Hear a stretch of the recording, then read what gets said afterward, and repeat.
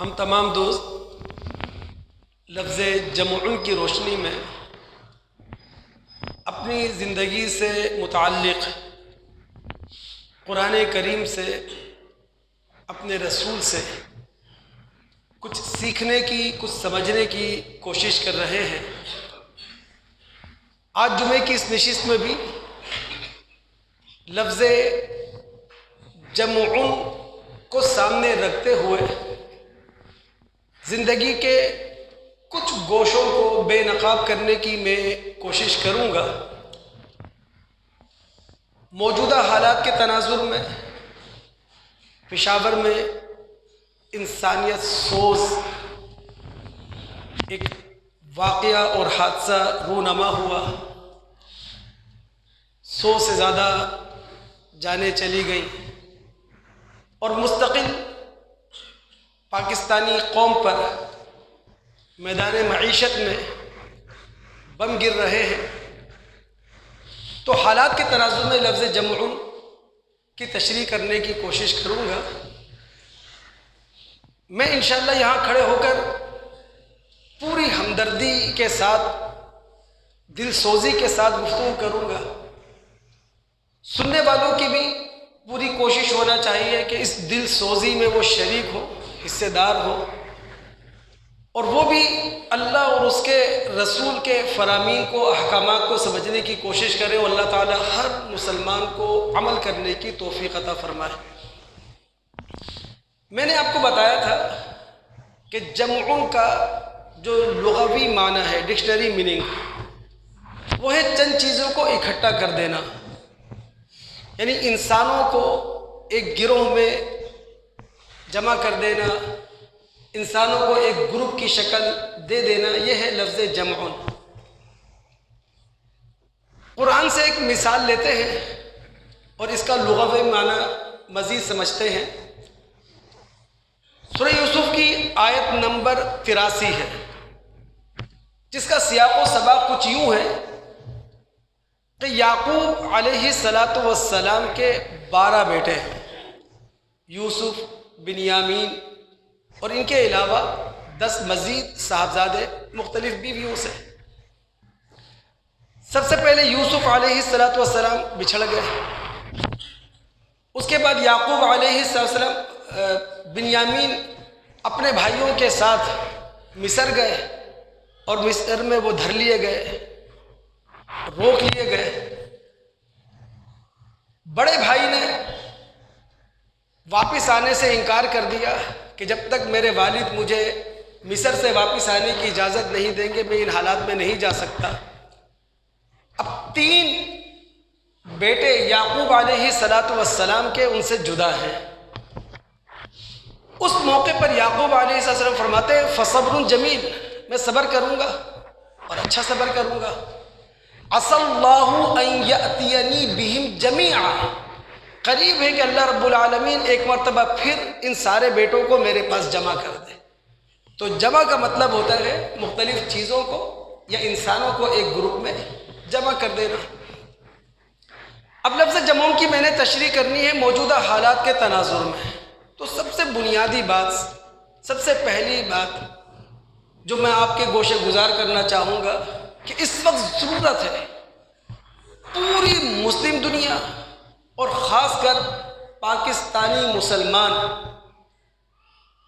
اجتماعی توبہ و استغفار کے دروازے پہ دستک دیں، یعنی اجتماعی حیثیت سے تمام مسلمان، پاکستانی مسلمان اپنے گناہوں سے توبہ اور استغفار کریں۔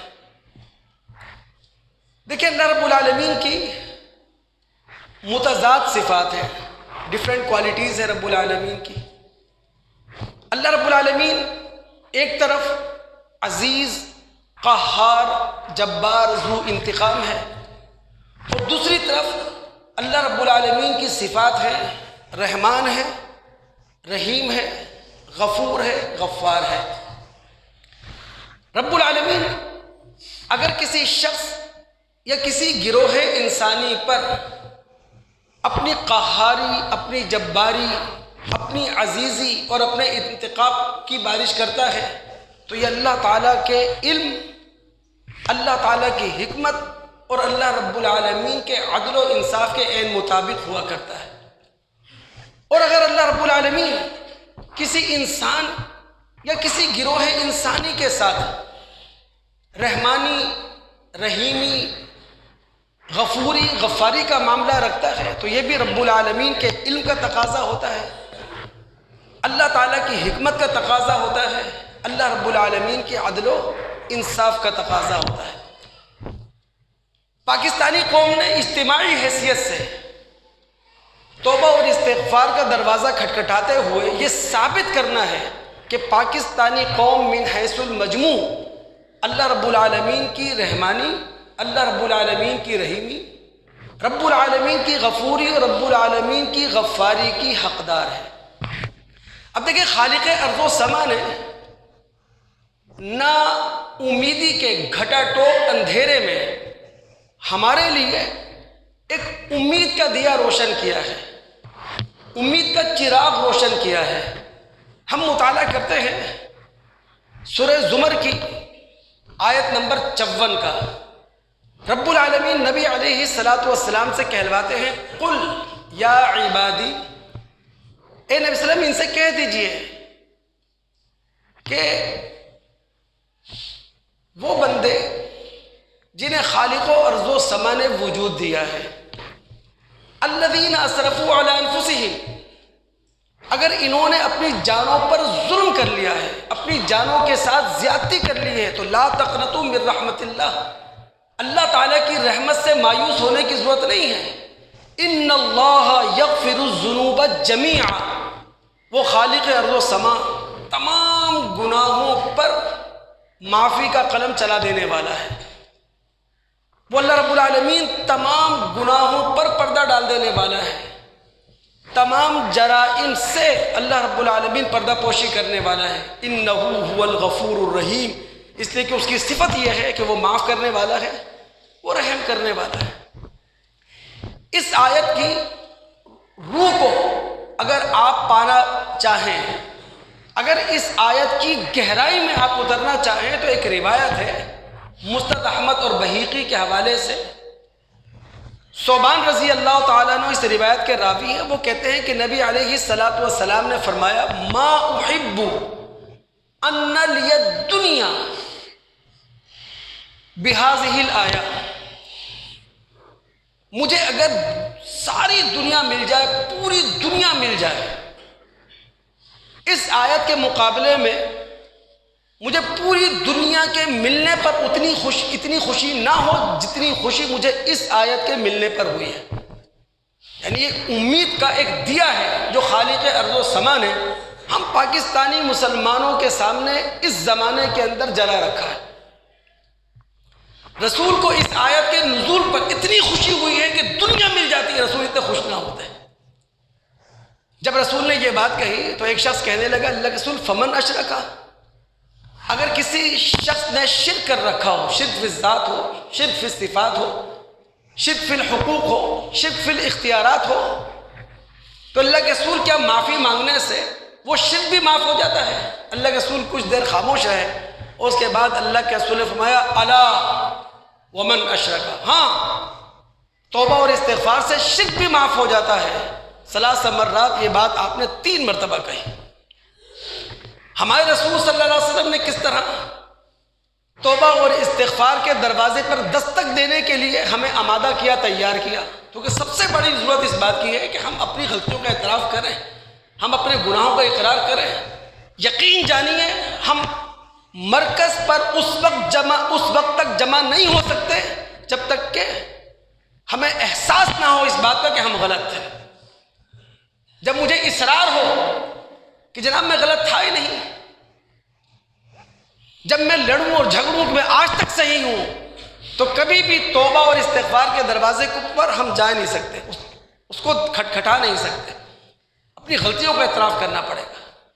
مسلم کی روایت ہے نا، سیدنا ابو ہریرہ رضی اللہ تعالیٰ عنہ اس کے راوی، معروف روایت ہے، نبی علیہ الصلوۃ والسلام نے فرمایا، فوالذی نفسی بیدہ، اس ذات کی قسم جس کے قبضے میں میری جان ہے، لو لم تذنبوا لذهب اللہ بکم، اگر تم لوگ گناہ نہ کرو رب العالمین تمہیں لے جائے. چونکہ انسان کی تعریف ہی یہی ہے کہ وہ گناہ کرتا ہے. جو انسان گناہ نہیں کرتا وہ انسان ہے ہی نہیں، وہ فرشتہ ہے. انسان وہ ہے جس سے غلطی ہوگی، جس سے گناہ ہوگا، جس سے جرم ہوگا. انسان اپنے جذبات سے مغلوب ہوا کرتا ہے. انسان کہیں اندھیروں میں بھٹک جاتا ہے، کہیں انسان ضلالت کے کنویں میں چھلانگ لگا دیتا ہے. انسان کی تعریف یہی ہے. ہمارے رسول نے فرمایا اگر تم گناہ نہ کرو اللہ تعالیٰ تمہیں لے جائے، تمہاری جگہ دوسری قوم کو لائے. فیذنبون، وہ گناہ کریں. کیونکہ انسان کی تعریف ہے، انسان کی فطرت ہے، انسان کی شرست یہی ہے، وہ گناہ کرے گا، جذبات سے مغلوب ہوگا، کہیں بھٹکے گا، کہیں اندھیروں میں نکل جائے گا، گناہ کرے گا. لیکن فیستغفرون اللہ، اسے اپنی غلطی کا بھی احساس ہوگا، اسے اپنی غلطی کا اعتراف ہوگا. وہ کبھی ہاتھ پھیلا کر، کبھی جھولی پھیلا کر خالق ارض و سما سے اپنے گناہوں کی معافی مانگے گا. اور یہی وہ موقع ہوگا فیغفر لہم، اللہ رب العالمین ایسے شخص کو، اس کی قوم کو معاف کر دے گا. تو سب سے پہلا کام موجودہ حالات میں ضرورت اس بات کی ہے کہ ہم تمام مسلمان، کم از کم پاکستانی مسلمان، اپنی سابقہ غلطیوں کا اعتراف کرتے ہوئے، اپنی غلطیوں کا اعتراف کرتے ہوئے اللہ تعالیٰ کے توبہ اور استغفار کے دروازے پہ دستک دیں. مسلم دنیا کو شاید اس بات کا احساس نہیں ہے. ان کے پاس دو بڑی اخلاقی اور روحانی طاقتیں موجود ہیں. پہلی اخلاقی اور روحانی طاقت کلام الہی قرآن،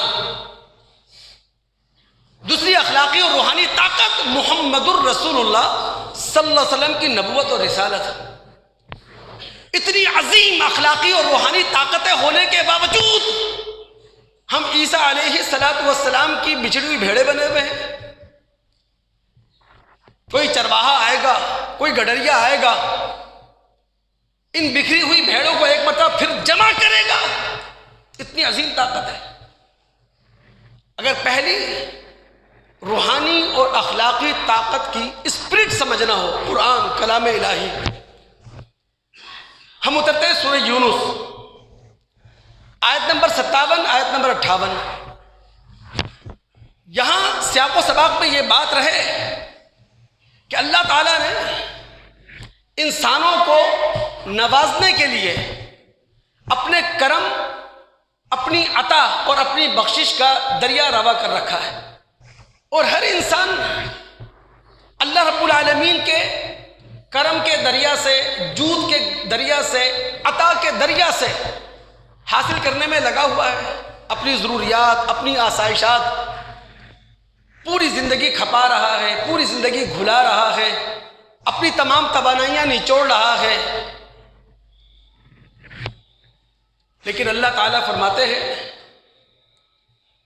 کہ دنیا کی ہر نعمت سے بڑھ کر، دنیا میں اللہ تعالیٰ نے جو کرم تم پہ کر رکھا ہے، اس ہر کرم سے بڑھ کر، اللہ کی ہر عطا اور بخشش سے بڑھ کر اگر کوئی عطا، کوئی کرم تم پر اللہ نے کیا ہے، وہ قرآن.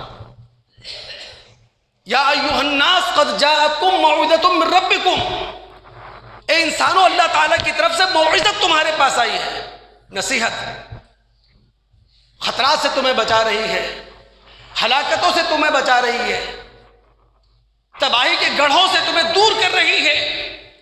ایسا قرآن اللہ نے نازل کیا ہے جو تمہارے دلوں کے نفاق کو ختم کر کے رکھ دے. تم انسانوں کے لیے ہدا بھی ہے، تم انسانوں کے لیے رحمت بھی ہے، تمہاری رہنمائی کر رہا ہے یہ قرآن. خدا کی رحمت کی برکھا برسا رہا ہے یہ قرآن. اللہ فرماتے ہیں فَبِذَلِكَ فَلْيَفْرَحُوا، اگر تم نے جشن منانا ہے، خوشی منانی ہے اللہ تعالیٰ کی کسی نعمت کے نزول پر، وہ قرآن ہے. هُوَ خَيْرٌ مِّمَّا يَجْمَعُونَ، قرآن کے علاوہ اللہ تعالیٰ کے کرم کے دریا سے جو کچھ تم سمیٹ رہے ہو وہ خزف ریزے ہیں، وہ ریت کے ذرات ہیں، اس کے علاوہ کچھ نہیں۔ یہ قرآن آپ کے نبی محمد الرسول اللہ صلی اللہ علیہ وسلم نے دوستو جو وصیت اپنی امت کو کی ہے وہ کس چیز کی ہے؟ قرآن کی۔ ہم میں سے ہر شخص جب یہ محسوس کرتا ہے کہ شاید وہ اللہ رب العالمین کا مہمان بننے والا ہے تو وصیت کرتا ہے نا۔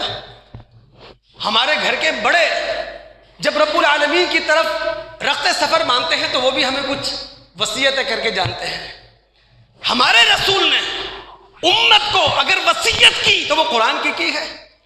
قبل اس کے کہ بخاری کی وہ روایت آپ کے سامنے رکھ دوں، وصیت کا معنی اور مفہوم سمجھ لیں آپ۔ وصیت کہتے ہیں اس رہنمائی کو جو واقعہ پیش آنے سے پہلے کی جائے اور اس رہنمائی کے اندر ہمدردی بھی ہو، نصیحت بھی ہو۔ اب رسول اللہ صلی اللہ علیہ وسلم نے اسی طرح کے واقعات جو پیش آ رہے ہیں ان کو سامنے رکھ کر پہلے سے ہمیں وصیت کی، اور وصیت کیا ہے؟ کتاب کی۔ بخاری کتاب فضائل القرآن میں اترے آپ، طلحہ ایک راوی ہیں، یہ تابعی ہیں، وہ کہتے ہیں کہ میں نے صحابی رسول عبداللہ بن ابی اوفا رضی اللہ تعالیٰ عنہ سے پوچھا، اوصى النبی صلی اللہ علیہ وسلم کہ اللہ کے رسول نے کوئی نصیحت، کوئی وصیت کی تھی؟ تو عبداللہ بن ابی اوفا کہتے ہیں لا، اللہ کے رسول نے تو کوئی وصیت نہیں کی۔ طلحہ نے اعتراض کر دیا، کہنے لگے اگر اللہ کے رسول نے کوئی وصیت نہیں کی تو کیف کتب، کس طرح قرآن کے اندر فرض کر دیا گیا ہے کہ مسلمان الوصیہ وصیت کرے گا وہ؟ یعنی مسلمانوں کو حکم دیا جا رہا ہے، مسلمانوں کو پابند کیا جا رہا ہے کہ وہ وصیت کریں، اور اللہ کے رسول نے کوئی وصیت نہیں کی۔ تو پتہ ہے عبداللہ بن ابی اوفا نے کیا کہا تھا؟ انہوں نے کہا اللہ کے رسول نے مال، دولت، درہم اور دینار کے لیے کوئی وصیت نہیں کی۔ تمہارے رسول کی جو وصیت تھی اوصى بکتاب اللہ، وہ کتاب اللہ کی وصیت تھی۔ یعنی تمہارا رسول جو وصیت کر کے گیا ہے اپنے گھر والوں کے لیے نہیں، اپنے خاندان قوم قبیلے کے لیے نہیں، پوری امت قیامت تک آنے والے جو لوگ اسے مانیں گے ان کو وصیت کر کے گیا ہے کتاب اللہ کی۔ اب اگر پاکستانی مسلمان یا مسلم دنیا رسول اللہ صلی اللہ علیہ وسلم کی اس وصیت کو سامنے رکھ کر قرآنی معاشرہ نہ بنائے تو ہے ہم پر افسوس ہے، ہم پر۔ ہمیں قرآنی معاشرہ بنانا ہوگا، اپنے گھر سے لے کر اپنے کاروبار تک، اپنے محلے سے لے کر پارلیمنٹ تک، جہاں دیانت ہو، جہاں امانت ہو، جہاں صداقت ہو، جہاں عدالت ہو۔ اور دوستو غور تو کریں، محمد الرسول اللہ صلی اللہ علیہ وسلم کی نبوت اور رسالت ایک اخلاقی اور روحانی طاقت، اس کی اسپرٹ کو سمجھیں آپ۔ یعنی یوں کہہ لیں جب ہم نے کلمہ پڑھا لا الہ الا اللہ محمد الرسول اللہ تو ہم محمد الرسول اللہ کی نبوت اور رسالت کی چھتری کے نیچے آ گئے ہیں، محمد الرسول اللہ کی نبوت اور رسالت کے سائے کے نیچے آ گئے ہیں۔ اللہ کے نبی علیہ الصلوۃ والسلام کی زبانی اعلان کروایا گیا، سورہ اعراف آیت نمبر 158، قل یا ایھا الناس انی رسول اللہ الیکم جمیعا الذی لہ ملک السماوات والارض۔ اے محمد صلی اللہ علیہ وسلم اعلان کر دیجئے کہ انسانوں، میں شہنشاہ کائنات کی طرف سے جو آسمانوں کا بادشاہ، زمینوں کا بادشاہ، اس کی طرف سے تمہاری طرف رسول بن کر آیا ہوں، ایک ایک انسان کی طرف رسول بن کر آیا ہوں۔ بنی اسماعیل کے لیے بھی رسول ہوں، بنی اسرائیل کے لیے بھی رسول ہوں، عربوں کے لیے بھی رسول ہوں، غیر عربوں کے لیے بھی رسول ہوں۔ اور دوستو اگر اپنے نبی محمد الرسول اللہ صلی اللہ علیہ وسلم کے اخلاقی اور روحانی اسپرٹ کو ہم سمجھنا چاہیں، جاننا چاہیں، دور نہ جائیں۔ آپ کی مسجد کے اندر ایک کتاب موجود ہوگی، مشکات۔ مشکات میں ایک باب ہے، باب فی اخلاقہ و شمائلہ صلی اللہ علیہ وسلم، کہ نبی علیہ الصلوۃ والسلام کے اخلاق کیا تھے، نبی علیہ السلام کی عادتیں کیا تھیں، نبی علیہ الصلوۃ والسلام کا کردار کیا تھا۔ پڑھ کے دیکھ لیں آپ۔ یعنی وہ نبی جو دیہاتی کی اس گستاخی کو مسکراتے ہوئے برداشت کر جائے، ہم تو اپنی معمولی سی گستاخی برداشت نہیں کر پاتے نا. وہ دیہاتی تھا، کلمہ گو تھا، مسلمان تھا، اللہ کی توحید کو مان کر محمد الرسول اللہ کی رسالت پر ایمان لانے والا. اس نے نبی علیہ الصلوۃ والسلام کی گردن میں چادر ڈالی تھی، گلا گھونٹا تھا، اور حدیث کے الفاظ ضحکہ، اللہ کے رسول مسکرائے تھے. وہ رسول جس نے کبھی اپنی ذات کے لیے انتقام لیا نہیں. اپنی بیوی، 11 بیویاں ہیں نا تاریخ میں، اپنی بیوی پر ہاتھ اٹھانا تو بہت دور کی بات ہے، کبھی اپنے خادم پر ہاتھ نہیں چھوڑا. انس رضی اللہ تعالیٰ عنہ نے 10 سال خدمت کی، کبھی رسول نے انہیں اف نہیں کہا. وہ رسول جس کے سامنے اپنا اور پرایا آ جائے، اپنی درخواست رکھے، اپنا سوال رکھے، اور وہ رسول لا نہ کہہ سکے، نہیں نہ کہہ سکے. اور دوستو اگر آپ مکہ کی تاریخ پڑھیں، قرآن کا ایک ایک لفظ، تاریخ کا ایک ایک صفحہ آپ کو بتائے گا. سرداران مکہ رسول اللہ کے دشمن اس لیے نہیں تھے کہ آپ محمد بن عبداللہ ہیں، دشمن اس لیے تھے کہ آپ محمد الرسول اللہ ہیں. انہیں دشمنی آپ کی نبوت سے تھی، آپ کی رسالت سے تھی، اس وحی پر تھی جو قرآن کی شکل میں آپ پر ہو رہی تھی. ورنہ وہ امین اور صادق کہتے تھے آپ کو. لیکن ساری دشمنیوں کے باوجود ہمارے رسول کیا کرتے تھے؟ اللہم اہدی قومی فإنہم لا یعلمون. ہاتھ اٹھا اٹھا کر ان دشمنان دین کے لیے دعائیں کرتے تھے. یہ کیسے ہو گیا کہ 175 کروڑ مسلمان دنیا میں رہنے والے محمد الرسول اللہ کی نبوت، محمد الرسول اللہ کی رسالت کے سائے میں رہنے والے شدت پسند ہو گئے، انتہا پسند ہو گئے، سخت گیر ہو گئے، بے لچک ہو گئے، اور معذرت کے ساتھ بے مغز، بے عقل، ٹھیٹ مذہبی ہو گئے. ہو کیسے گیا یہ؟ غور کرنا پڑے گا. اگر موجودہ حالات سے پاکستانی مسلمان نکلنا چاہتے ہیں، اپنی غلطیوں کا اعتراف کرنا پڑے گا، اپنے جرائم کا اقرار کرنا پڑے گا.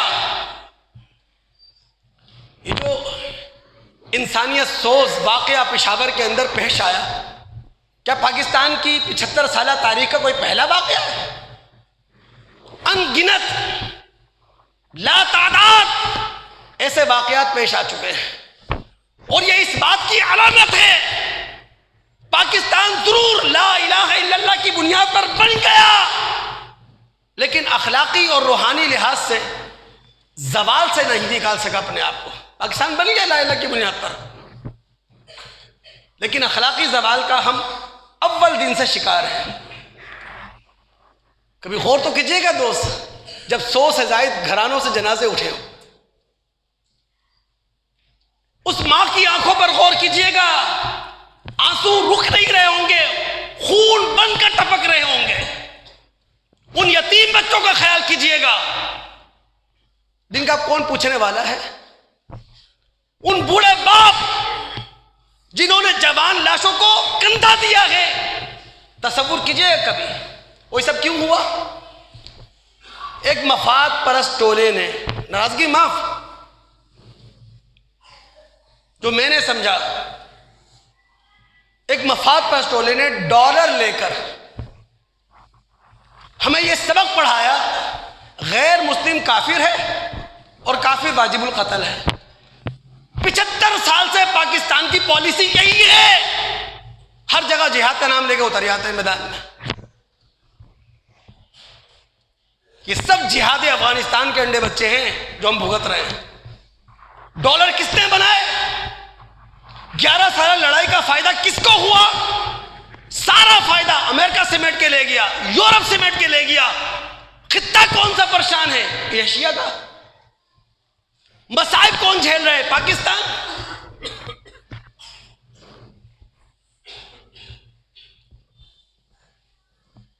جب ہمیں پٹی پڑھائی گئی، یہ سبق پڑھایا گیا، ہر غیر مسلم کافر، کافر واجب القتل. اب ہر مسلمان کفر و اسلام کی اپنی تعریف کرتا ہے اور اپنی تعریف کی روشنی میں دیکھتا ہے کہ جناب آرمی کافر دھماکے، اپنی تعریف کی روشنی میں دیکھتا ہے کہ یہ پاکستانی جو پولیس ہے یہ کافر دھماکے ہوتے ہیں، وہ ہمیں مسلمان گردانتے ہیں، اپنی تعریف کی روشنی میں ہم پہ دھماکہ کرتے ہیں، بازاروں میں دھماکہ ہوتے ہیں، سڑکوں پہ دھماکہ ہوتے ہیں، گاڑیوں میں دھماکے ہوتے ہیں۔ یہ سب ہمیں پڑھایا گیا، یہ دور زوال ہے، نہ جانے کیوں نہیں سمجھا۔ پشاور شہر پہ کیا بیت رہی ہے، ملک پاکستان پر کیا گزر رہی ہے۔ میں سمجھتا ہوں پشاور کا دھماکہ یہ صرف پشاور یا پاکستان کو نہیں جھنجھوڑ رہا، یہ پوری انسانیت کا قتل ہے، 8 ارب سے زائد کی آبادی کا قتل ہے۔ یہ خالق نے کہا، یہ مالک نے کہا۔ سورہ مائدہ مدنی سورت آیت نمبر 32 اتریں آپ۔ کیا رب العالمین نے فلسفہ دیا؟ جس نے کسی انسان کو ناحق قتل کیا، یعنی نہ وہ قاتل تھا کہ آپ اسے قتل کرتے، نہ وہ فسادی تھا کہ آپ اسے قتل کرتے، جس نے کسی ایک انسان کو ناحق قتل کیا فَكَأَنَّمَا قَتَلَ النَّاسَ جَمِيعًا، یہ ایک انسان کا قتل نہیں ہے، پوری انسانیت کا قتل ہے۔ وَمَنْ أَحْيَاهَا فَكَأَنَّمَا أَحْيَا النَّاسَ جَمِيعًا، اور اگر ایک انسان کی جان بچا لی گئی، ایک انسان کی جان بخش دی گئی، یہ ایک انسان کی جان بخشی نہیں ہے، پوری انسانیت کی جان بخشی ہے۔ رسول اللہ نے یہی بات سمجھانے کے لیے کیا ماحول بنایا تھا۔ اتر جائیں 1450 سال پہلے کے زمانے میں، حجۃ الوداع کا موقع ہے،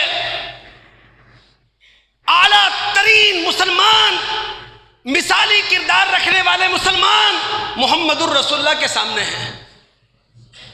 رسول ان سے مخاطب ہیں، جو بات اللہ کے رسول ان سے کہنا چاہتے ہیں رسول اس کے لیے پہلے ذہن بنا رہے ہیں، یہ انداز ماحول بنا رہے ہیں اللہ کے رسول۔ آپ نے کیا کہا؟ عربی تھے نا، عرب کے رہنے والے، آپ نے پہلے مکہ شہر کی حرمت ان کے سامنے رکھی،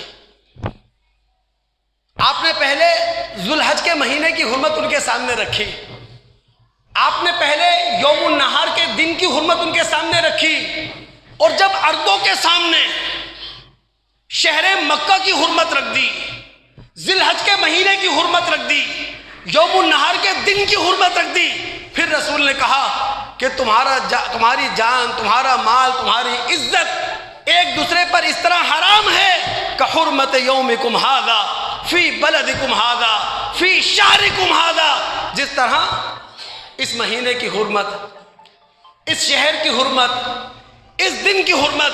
پھر آگے رسول صحابہ کو لے کر گئے، آپ نے کیا کہا؟ اے میرے صحابہ، اے میرے مسلمانوں، اے میرے ماننے والوں، لا ترجعوا بعدی کفارا، میرے بعد تم کافر نہیں بن جانا۔ کیا سوال نشان رسول نے چھوڑ دیا۔ رسول اپنی امت، اپنی ملت سے مخاطب، اور ان سے کہتے ہیں میرے گزر جانے کے بعد میں نے تو اپنی نبوت، اپنی رسالت سے تم پر حجت تمام کر دی، لیکن میرے گزر جانے کے بعد تم کافر نہیں بن جانا۔ وہ کفر کیا تھا؟ یضرب بعضکم رقاب بعض، میرے بعد تم ایک دوسرے کی گردنیں اتارنے لگو۔ اگر پوری دنیا کے مسلمان اللہ اور اس کے رسول کے مطلوب مسلمان ہیں، اور 23 کروڑ پاکستانیوں کی مسلم اکثریت اللہ اور اس کے رسول کی مطلوب مسلمان ہیں، تو پھر انہیں متحد ہونا چاہیے، انہیں ایک دکھنا چاہیے۔ سورہ آل عمران آیت نمبر 103 مطالعہ کریں اس کا۔ آپ کیا قرآن نے کہا؟ وَاعْتَصِمُوا بِحَبْلِ اللَّهِ جَمِيعًا وَلَا تَفَرَّقُوا، اللہ کی رسی کو، اللہ رب العالمین کے معاہدے کو سب مل کر مضبوطی سے تھام لو، بٹ نہ جاؤ، تقسیم نہ ہو جاؤ، ایک دوسرے سے لڑ نہ جاؤ، اب اللہ رب العالمین کی رسی کیا ہے؟ اللہ تعالیٰ کا وہ معاہدہ جو ہم نے اللہ تعالیٰ سے کیا ہے، اور اللہ تعالیٰ سے جو معاہدہ ہم نے کیا ہے اس کی ہارڈ کاپی ہمارے ہاتھوں میں ہے قرآن کی شکل میں۔ یعنی قرآن کے ہوتے ہوئے مسلمان بٹ جائیں، قرآن کے ہوتے ہوئے مسلمان تقسیم ہو جائیں، قرآن کے ہوتے ہوئے مسلمان ایک دوسرے سے لڑ جائیں، قرآن کے ہوتے ہوئے ایک دوسرے پر وہ کفر کے فتوے لگائیں، اس کا مطلب ہے ہم مسلمان اللہ اور اس کے رسول کے مطلوب مسلمان نہیں ہیں۔ ورنہ کون سا مذہبی شخص، کون سا مذہبی اسٹیج ہمیں لڑا سکتا تھا؟ کون سا سیاسی شخص، کون سا سیاسی اسٹیج ہمیں آپس سے متصادم کروا سکتا تھا؟ ہمیں اللہ اور اس کے رسول کا مطلوب مسلمان بننا ہے۔ اور مسلمانوں کے درمیان پتہ یونٹی کیسے آتی ہے، اتحاد کیسے آتا ہے؟ بس ایک کام کریں آپ، اختلاف رائے کو برداشت کریں۔ بھئی اختلاف رائے کا حق خالق ارض و سما نے دیا ہے، اختلاف رائے کو احترام خالق ارض و سما نے دیا ہے۔ اللہ نے کہا وَلَا يَزَالُونَ مُخْتَلِفِينَ، یہ مکی سورۃ ہے، سورہ ہود۔ اللہ نے کہا انسانوں کے درمیان ہمیشہ اختلاف رہے گا رائے کا، اختلاف رائے کو برداشت کریں۔ ہمیں سکھایا نہیں گیا یار، ہم مذہبی حوالے سے بھی آپے سے باہر ہیں، ہم سیاسی حوالے سے بھی آپے سے باہر ہیں۔ جب اختلاف رائے ہوا کرتا ہے، ایک حل تو وہ ہے 75 سال سے سنتے ہوئے آ رہے ہیں، مار دو، کاٹ دو، شہید ہو جاؤ، 70 کو اپنے ساتھ جنت میں لے کے جاؤ، ایک تو وہ حل ہے۔ اور ایک وہ حل ہے کہ جو اللہ اور اس کے رسول نے پیش کیا ہے۔ اب مکی سورۃ سورہ حامیم السجدہ، اس کی آیت نمبر 34 کا مطالعہ کریں، اللہ تعالیٰ کہتے ہیں نیکی اور بدی دونوں برابر نہیں ہیں، بدی کا جواب ہمیشہ نیکی سے دو، اور جب ہم بدی کا جواب نیکی سے دیں گے، جو سخت ترین ہمارا دشمن ہوگا وہ بھی کیا بن جائے گا؟ ہمارا دوست بن جائے گا۔ ابن عباس نے اس کی تفسیر پتہ ہے کیا کی تھی؟ انہوں نے کہا کہ اللہ تعالیٰ ہمیں اس بات کا پابند بنا رہا ہے، ہم مسلمانوں کو اس بات کا حکم دے رہا ہے بالصبر عند الغضب، غصے کے موقع پر ہم صبر کریں، والحلم عند الجہل، جہالت کے موقع پر بردباری کا ثبوت دیں، والعفو عند الاساء، اور جب بدی ہو، برائی ہو، بدی اور برائی کا مقابلہ ہم کریں معافی سے۔ اس طرح شیطان اپنے ہتھ کنڈے ہم پر استعمال نہیں کر سکے گا، بلکہ جو مخالف ہمارا ہوگا وہ ہمارے سامنے سرنڈر کر دے گا، ہمارے سامنے جھک جائے گا۔ تو اختلاف رائے کو برداشت کرنا سیکھیں دوست۔ جس دن یہ سیکھ لیا نا، اس دن سارے دل درد دور ہو جائیں گے، سارے مسائل ہمارے حل ہو جائیں گے۔ میں اپنے سننے والوں کو ہمیشہ ایک نصیحت کرتا ہوں، دوہرا دوں، اس زمانے میں ہر مسلمان کے پاس سیاسی شعور ہونا چاہیے، سیاسی بصیرت ہونا چاہیے، اور سیاسی حوالے سے اپنے آپ کو اپڈیٹ رکھنا چاہیے۔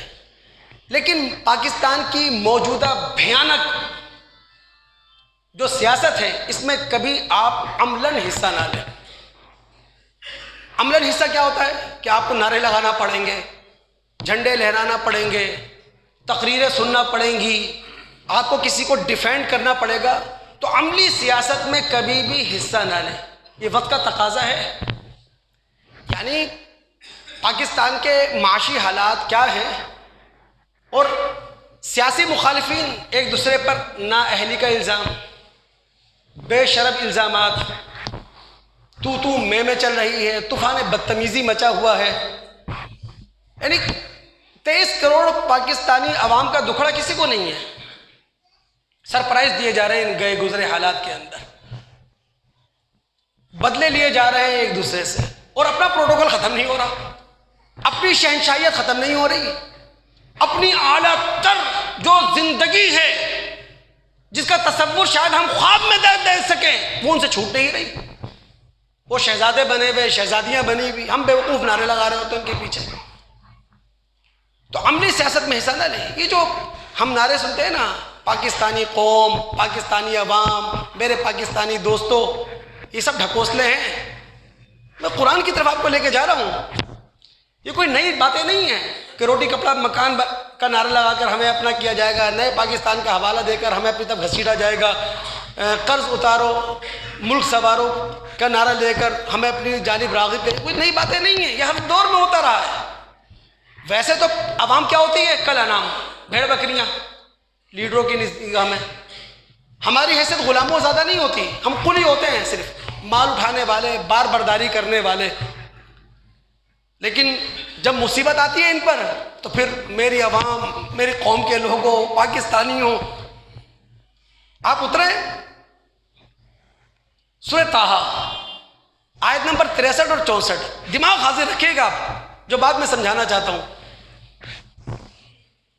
موسیٰ اور ہارون علیہم السلام نے مصر میں اتر کر ہلا کر رکھ دیا فرعونی سلطنت کو۔ کہا جاتا ہے، تاریخ بتاتی ہے، آثار اور مشاہدات بتاتے ہیں کہ جناب کم سے کم 3 ملین آبادی ہوگی اس وقت مصر کی، 30 لاکھ، اس میں سے 8-10 لاکھ کے قریب یہ مصری اسرائیلی تھے مصر میں رہنے والے، باقی قبطی تھے، غیر تھے۔ ہلا کے رکھ دیا نا موسیٰ اور ہارون کی علیہ السلام کی دعوت میں۔ اب جب فرعون اور اعیان سلطنت نے دیکھا کہ جناب بازی ان کے ہاتھ سے نکل رہی ہے، اب انہیں قوم یاد آئی۔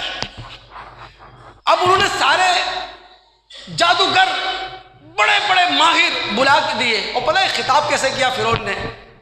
کہنے لگا، جو لوگ عربی جانتے ہیں ان کو جملے سمجھ میں آئیں گے، ان یخرجاکم من ارضکم بسحرہما ویذھبا بطریقتکم المثلی۔ اے قوم کے لوگوں، اے عوام، دیکھو یہ دونوں بھائی آ گئے ہیں، اپنے جادو کے زور سے یہ چاہتے ہیں کہ تمہیں مصر سے بے دخل کر دیں، اور تمہارا جو مثالی زندگی کا نمونہ اور طریقہ ہے اسے مٹا دیں۔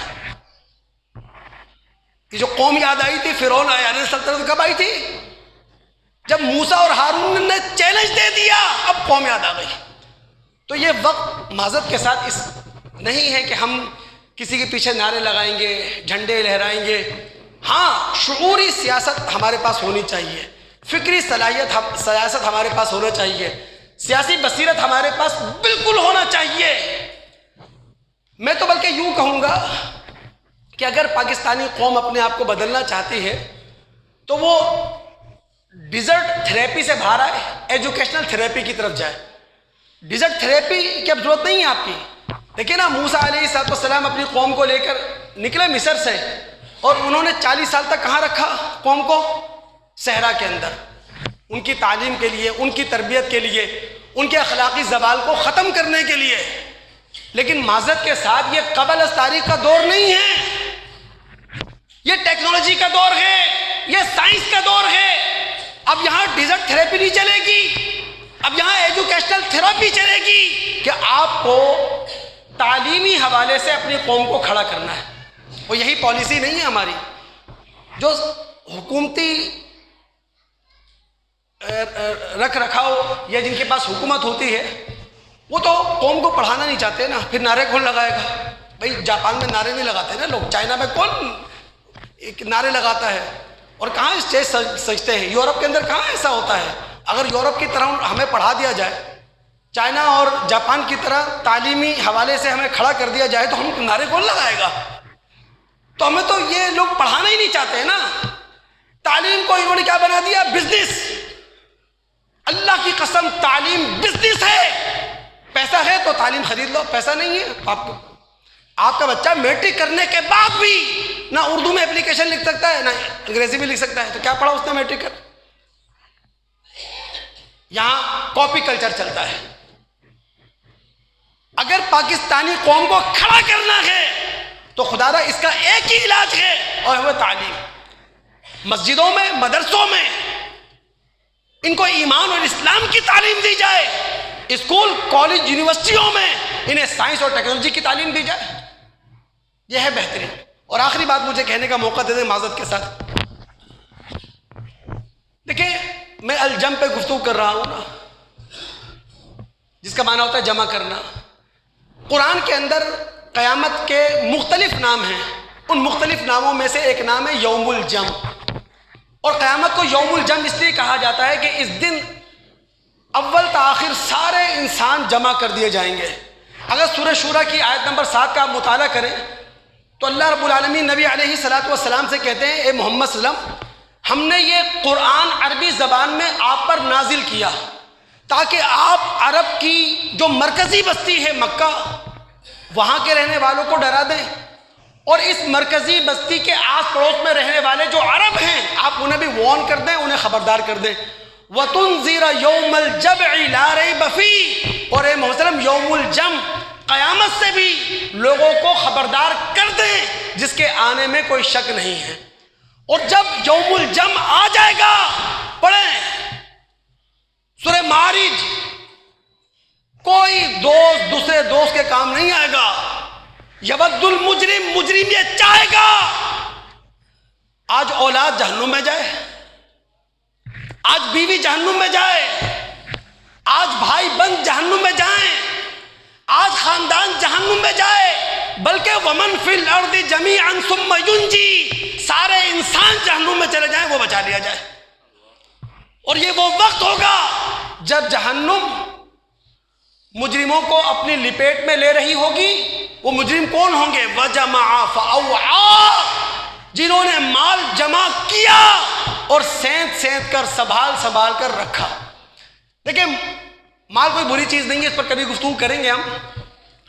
بس مال کمانے اور مال خرچ کرنے کے معاملے میں اللہ تعالیٰ کی ایک صفت ہم سب اپنے اندر پیدا کریں، اور اللہ تعالیٰ کی صفت کیا ہے کہ اللہ تعالیٰ کی نگاہ میں، خالق ارض و سما کی نگاہ میں دنیا کی ایسی بھی حیثیت نہیں ہے جتنی کی حیثیت مچھر کے پر کی ہوتی ہے۔ اگر تمہارے خالق تمہارے مالک کی نگاہ میں دنیا کی حیثیت مچھر کے پر کے برابر ہوتی، ما سقا کافرا منہا شربا، خدا کے کسی منکر کو ایک گھونٹ پانی بھی نصیب نہیں ہوتا۔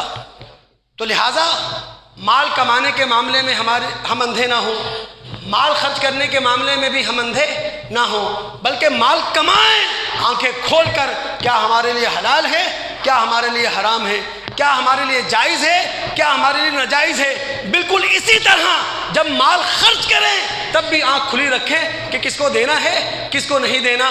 جو پاکستان کے معاشی حالات ہیں یہ ہم سے تقاضا کرتے ہیں کہ اگر میرے پاس ایک روٹی اضافی ہے تو پڑوس میں جھانک لوں، اگر میرے پاس چند روپے اضافی ہیں تو میں کسی ضرورت مند کو دے دوں۔ پاکستان کے معاشی حالات دوستو یہ تقاضا کرتے ہیں اگر ہم ایک قوم بن جائیں، ہم مل جائیں، ایک دوسرے کے دکھ اور درد کو سمجھیں، بہت سارے مسائل کا حل ہمارے پاس ہے، چاہے حکومتیں ان مسائل کو حل کرے نہ کریں۔